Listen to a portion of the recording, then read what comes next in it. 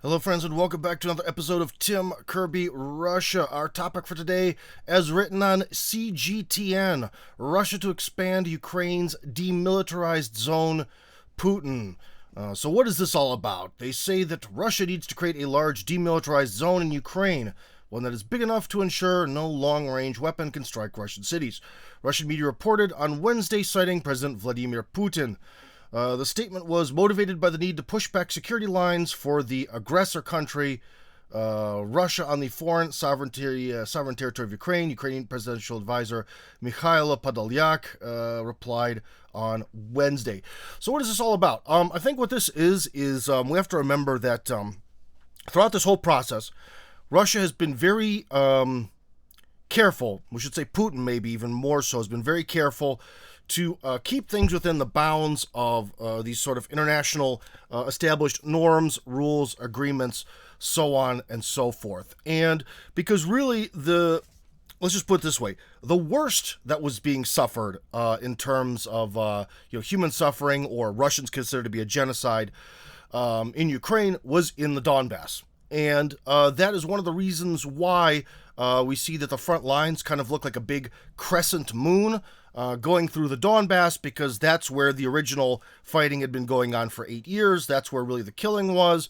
And in some sort of, if we get into the legalese of it, if Russia were to have just exploded and taken everything, besides that, maybe they wouldn't have been able to convince the international community, or the global South, I should say, that their intentions were pure. So now, because Russian cities, especially the city of Belgorod, I actually know people from there, which is depressing. Bryansk, one of the major capital cities of American football in Russia. So that's another blow to American football here. We've taken a lot of those since the beginning of the war. These cities have been, hit and attacked by Ukrainian forces. So now, after these strikes, I think we're seeing this as some sort of countermeasure. It's sort of like, well, see, we had the right and the justification to go in and save the Donbass because there was a genocide. But now they're just enacting terrorism against major cities within Russian territory itself. So now we have the right to protect those territories by creating a demilitarized zone. What exactly does he mean by demilitarized zone? I'm not quite sure. But if history continues to repeat itself every time Ukraine goes over the line, they lose a state. And one of those states joins Russia, be it in 2014 with the Crimea, or later, at the start of the war here in 2022, that 4 new states have joined Ukraine. And so, in some ways, this could be the sort of legalese,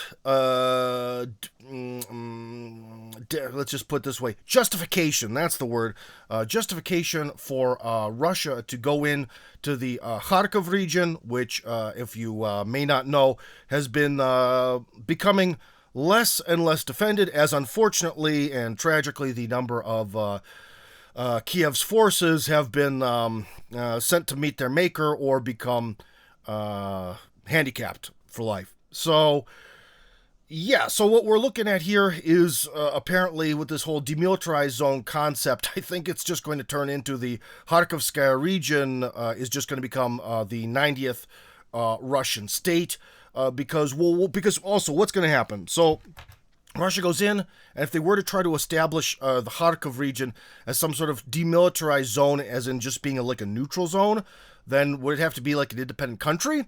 And furthermore, the second that they push the NATO-supported forces back from that region, then they're just going to bomb the Kharkiv region.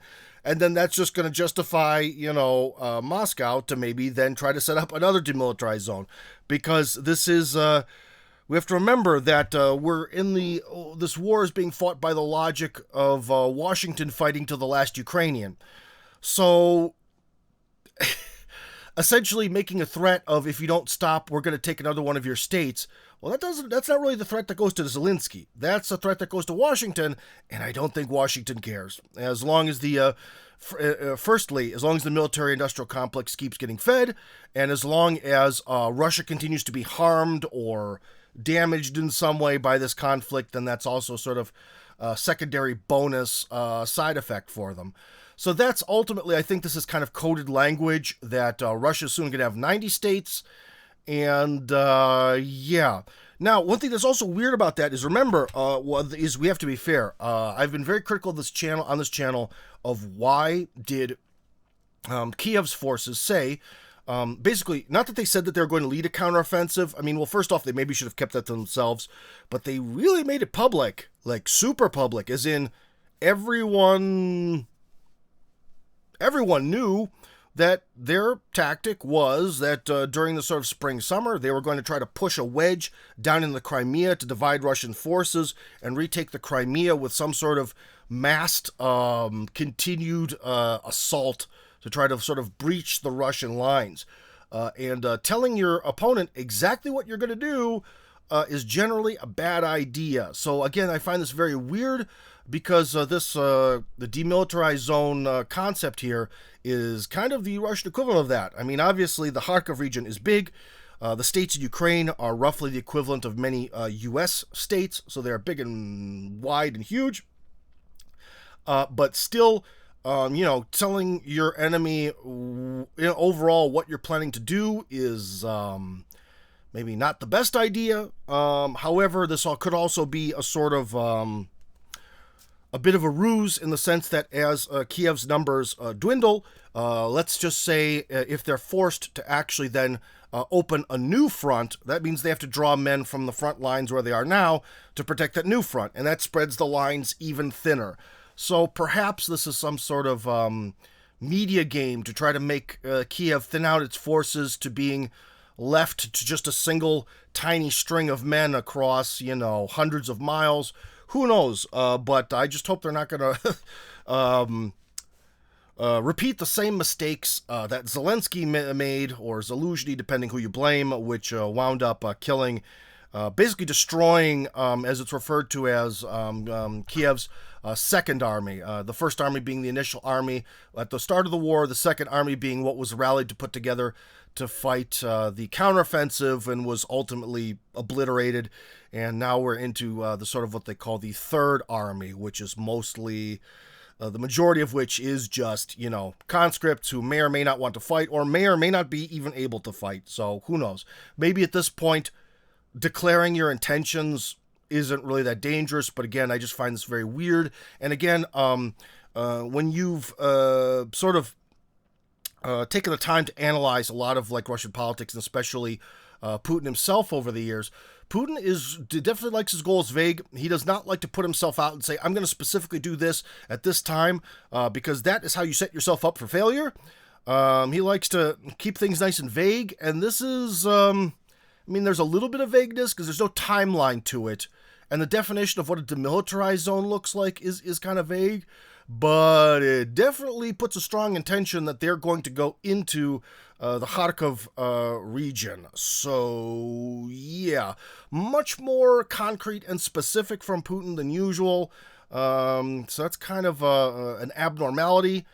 But, yeah, so let's hope it doesn't blow up in his face there. So, anyways, Tim Kirby Russia signing out. I hope you found that interesting or useful. Remember, like, share, subscribe, and all that other stuff. And sign up to my Telegram. That's where you get all the good information. Anyways, see you guys in the next video.